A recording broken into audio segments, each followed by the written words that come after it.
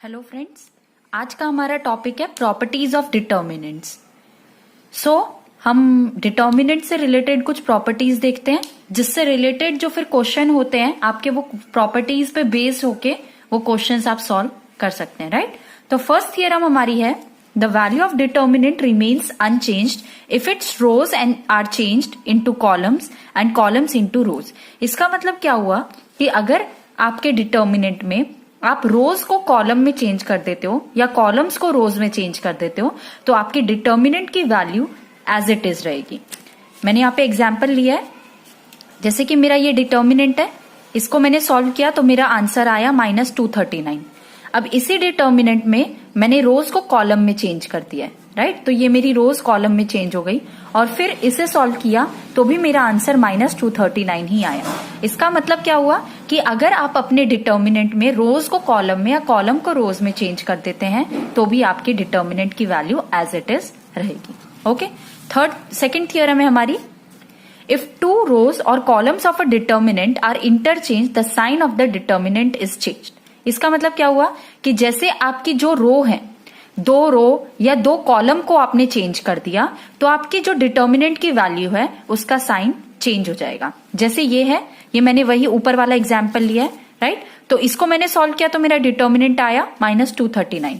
अब इसमें क्या किया मैंने, ये जो सेकेंड रो है इसमें देखिए changing column second and column third, यानी कि जो मेरी थर्ड कॉलम है उसे मैंने सेकेंड कॉलम में लिखा, सेकेंड वाले को थर्ड में लिखा, राइट। तो कॉलम को इंटरचेंज किया है। तो जब मैंने कॉलम को इंटरचेंज किया और फिर डिटर्मिनेंट को सॉल्व किया तो मेरी वैल्यू तो सेम आई, बट साइन क्या हो गया, चेंज हो गया। तो पहले इसमें साइन था नेगेटिव और अब साइन हो गया पॉजिटिव, यानी कि अगर मेरी दो रोज या दो कॉलम चेंज होती हैं तो साइन आपका चेंज हो जाता है, ठीक है। थर्ड प्रॉपर्टी में हम आते हैं। थर्ड प्रॉपर्टी है, if two rows of a determinant, two rows और columns of a determinant are identical, then the value of determinant is 0। यानी कि आपकी डिटर्मिनेंट में कोई भी दो रो या कोई भी दो कॉलम की वैल्यू सेम है तो आपकी डिटर्मिनेंट की वैल्यू 0 हो जाती है। यानी अगर इसमें देखें हम तो देखिए जो फर्स्ट रो है और जो थर्ड रो है वो सिमिलर है, राइट। 2 3 1 और इसमें भी 2 3 1, यानी कि फर्स्ट रो और थर्ड रो सिमिलर है। इसका मतलब क्या होगा, जब आप इसका डिटर्मिनेंट सॉल्व करोगे, अब इसमें मैंने क्या किया है कि मैंने सेकेंड रो की हेल्प से डिटर्मिनेंट को सॉल्व किया। ऐसा क्योंकि आप किसी से भी सॉल्व करेंगे तो वैल्यू सेम ही आएगी, बट मैंने सेकेंड इसलिए लिया क्योंकि मेरी अंदर की वैल्यूज जो है वो एकदम सेम होके पहले ही 0 हो जा रही है, राइट। तो मैंने जब इसे सेकेंड रो की हेल्प से सॉल्व किया तो मेरा आंसर 0 आ गया, राइट। तो एक बार फिर से रिवाइज कर लेंगे हम लास्ट में, बाद में हम देखते हैं फोर्थ थियरम।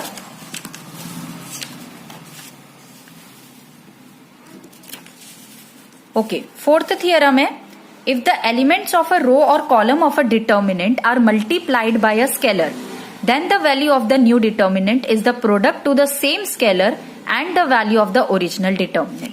इसमें क्या है, जैसे कि मैंने अपना एक एग्जाम्पल लिया है ये, ठीक है, इसका मैंने डिटर्मिनेंट फाइंड आउट किया तो मेरा आंसर आया -6। अब मैं क्या कर रही हूं, इसमें बोला है कि स्केलर से मल्टीप्लाई करना है, तो हमने ले लिया स्केलर को 2, राइट। तो मैंने पूरे के पूरे मैट्रिसेस को 2 से मल्टीप्लाई किया।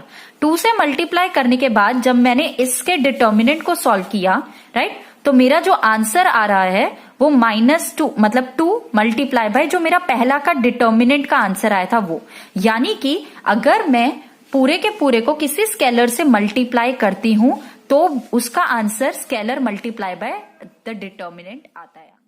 सो फिफ्थ थियरम है हमारी, if each element of any row or column of a determinant is the sum of two numbers, then the determinant is expressible as the sum of two determinants of the same order। इसका मतलब क्या है, अगर determinant में कोई भी रो या column किसी का सम है तो उसे हम अगर बाइफरगेट करके लिखेंगे तो भी उसका आंसर एज इट इज आएगा। यानी इसमें देखें तो हमारी जो फर्स्ट कॉलम है वो एडिशन है दो नंबर्स का, राइट। तो यहाँ पे इस तरीके से लिखा है और मैंने नेक्स्ट में बाइफरगेट लिख करके लिखा है, यानी कि पहले में लिखा है 1 2 3 और नेक्स्ट वाले में लिख दिया है 2 3 1, ठीक है।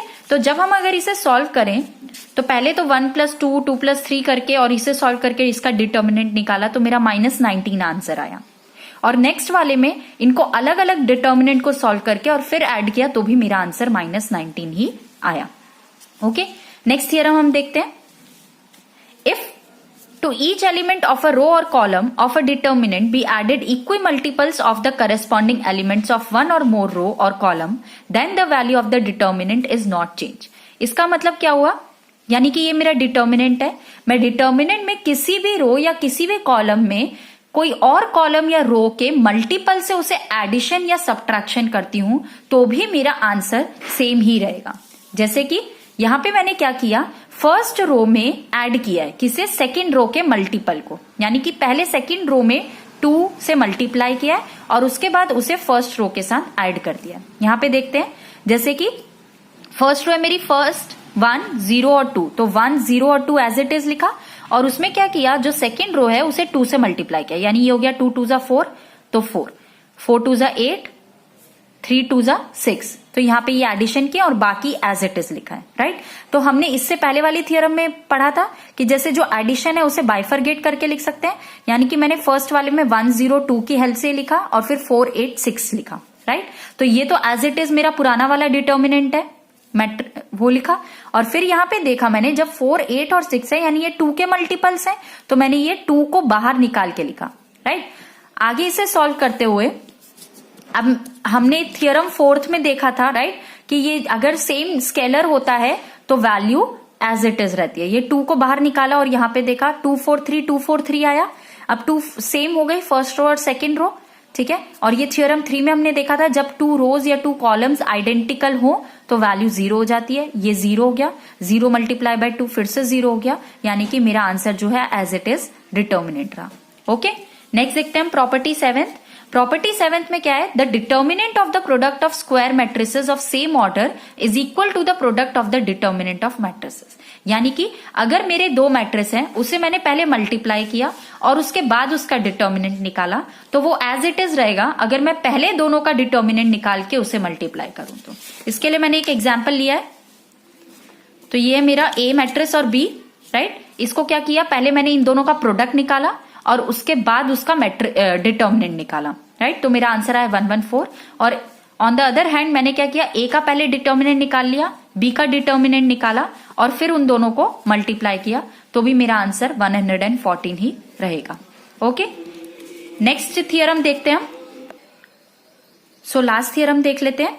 थियरम 8 में है, if all the elements of a row और column of a determinant are 0 its value is 0। यानी कि हमारी कोई भी रो या कोई भी कॉलम में तीनों एलिमेंट्स 0 होते हैं, तीनों या दोनों, है ना, तो हमारे पूरे के पूरे डिटर्मिनेंट की वैल्यू क्या हो जाएगी, 0 हो जाएगी। फाइन, हम लास्ट में इसे सबको रिवाइज कर लेते हैं। सो फर्स्ट प्रॉपर्टी थी कि अगर मेरी रोज कॉलम में चेंज हो जाती है या कॉलम रोज में चेंज हो जाती है तो वैल्यू एज इट इज रहेगी, राइट। सेकेंड थियरम में हमने बात की कि अगर 2 रोज या 2 कॉलम्स को हम इंटरचेंज करते हैं तो हमारा साइन चेंज हो जाएगा। थर्ड थी हमारी प्रॉपर्टी कि अगर मेरी 2 रोज या 2 कॉलम सिमिलर हैं, आइडेंटिकल हैं, तो मेरी वैल्यू क्या हो जाएगी, 0 हो जाएगी, राइट। फोर्थ थियरम थी हमारी कि अगर मैं किसी भी स्केलर से डिटर्मिनेंट को मल्टीप्लाई करती हूं तो वैल्यू जो होगी वो स्केलर इंटू डिटर्मिनेंट हो जाएगी। फिफ्थ थियरम थी कि अगर मेरी रो या कॉलम में एडिशन हो रहा है किसी 2 वैल्यूज का, राइट, तो मैं उसे बाइफरगेट करके भी अगर उसे सॉल्व करूंगी तो वैल्यू सेम रहेगी। सिक्स्थ थियरम देखते हैं। सिक्स्थ थियरम में ये था कि अगर मैं कोई भी रो या कॉलम में उसके सेकंड रो या कॉलम, सेकंड या थर्ड किसी भी रो या कॉलम के आइडेंटिकल मल्टीपल के साथ उसे ऐड या सब्ट्रैक्ट करती हूं तो भी वैल्यू एज इट इज रहेगी, राइट। सेवेंथ थियरम ये थी कि अगर मैं 2 मैट्रिसेस को पहले मल्टीप्लाई करके उसका डिटर्मिनेंट निकालती हूं तो वो एज इट इज रहेगा, पहले उनका डिटर्मिनेंट निकाल के उसके बाद उनको मल्टीप्लाई करने से। और 8th थियरम मेरी थी कि अगर कोई भी रो या कोई भी कॉलम में सारे एलिमेंट्स 0 हैं तो मेरा डिटर्मिनेंट 0 होगा। Thank you.